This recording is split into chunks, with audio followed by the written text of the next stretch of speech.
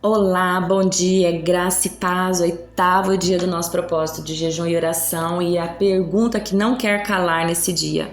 Você tem andado ansioso ou ansiosa com alguma situação que está acontecendo na sua vida? A ansiedade é conhecida como o mal do século. Há quem diga que depressão é excesso de passado, o estresse é excesso de presente e a ansiedade é excesso de futuro.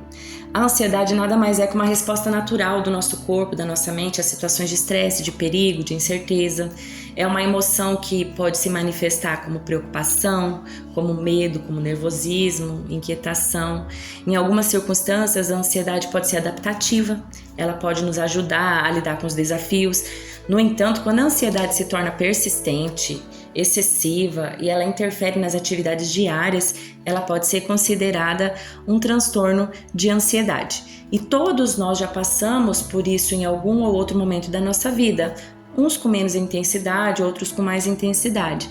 Mas o fato é que a ansiedade, ela pode ser muito nociva, pode causar sofrimento desnecessário, porque nós não sabemos se vai acontecer ou não, às vezes pode nem ser tão mal como nós achamos, antecipamos o sofrimento, sofremos por antecipação e às vezes a situação nem acontece. Ela também distorce a realidade, nós não conseguimos pensar com clareza, tomamos decisões erradas, agimos por impulso, acabamos trocando os pés pelas mãos. Ela nos impede de seguir os planos de Deus, de viver os propósitos de Deus, porque nós estamos ansiosos, estamos temerosos e acabamos retrocedendo, não avançamos dentro daquilo que Deus tem para nós. Enfraquece a nossa fé, porque nós deixamos de olhar para Deus e passamos a olhar para as circunstâncias. Lembra de Pedro andando sobre as águas? Quando ele começou a olhar para aquilo que estava acontecendo ao redor, ele começa a afundar.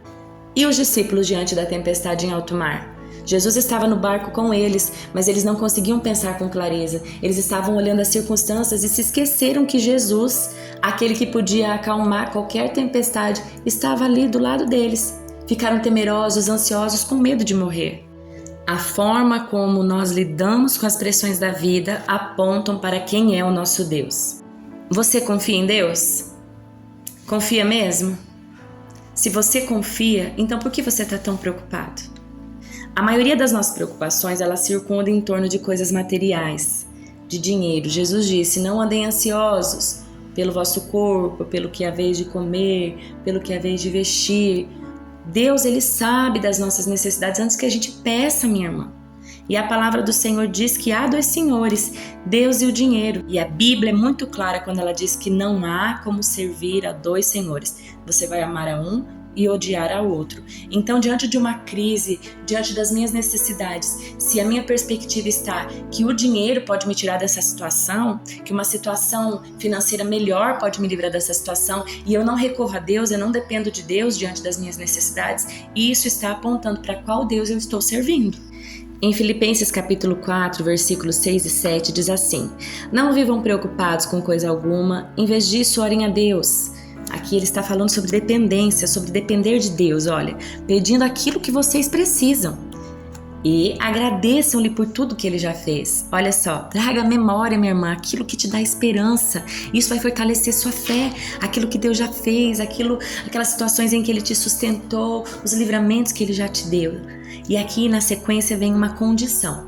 Então, vocês experimentarão a paz de Deus, que excede todo entendimento. Jesus, ele nos diz, eu deixo-vos a minha paz eu vos dou. Eu não a dou como o mundo dá. Porque a paz que o mundo nos oferece é uma paz circunstancial e condicional. É uma paz que depende que as circunstâncias, as condições ao meu redor estejam bem para que eu sinta paz.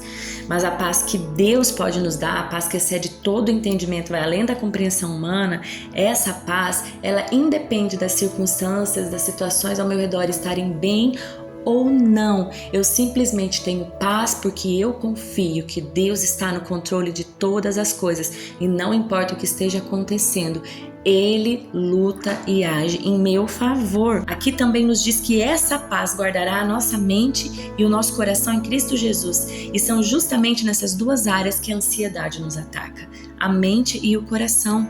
Então, nesta manhã, Deus está te chamando para que você experimente essa paz que você só pode encontrar em Deus, que excede todo entendimento humano. Que as pessoas olham e dizem: como você consegue ficar tão tranquila diante dessa situação?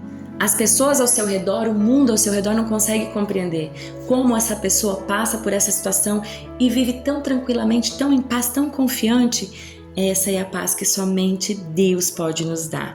E ela guardará a nossa mente e o nosso coração. Então, quando acontecer algo na sua vida que te deixar ansioso, agitado, inquieto, não se preocupe.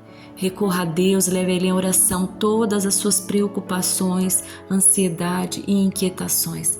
Ele cuida de você. Vamos orar? Senhor, meu Deus e meu Pai, nesse momento, Senhor Jesus, eu quero te pedir que o Senhor visite a cada pessoa que está ouvindo esse áudio nessa manhã, nesse dia. O Senhor conhece, Deus, todas as coisas a respeito de cada um de nós. E o Senhor sabe, Pai, as situações que estamos passando, que talvez tenham gerado desconforto, ansiedade, medo, temor, inquietação. Deus, visita os meus irmãos e por intermédio do Teu Espírito Santo, derrama a Tua paz. Traz a calmaria, o descanso e o refrigério que a nossa alma precisa nesse dia, Senhor. Ajuda-nos a confiar e descansar em Ti. Em nome de Jesus. Amém.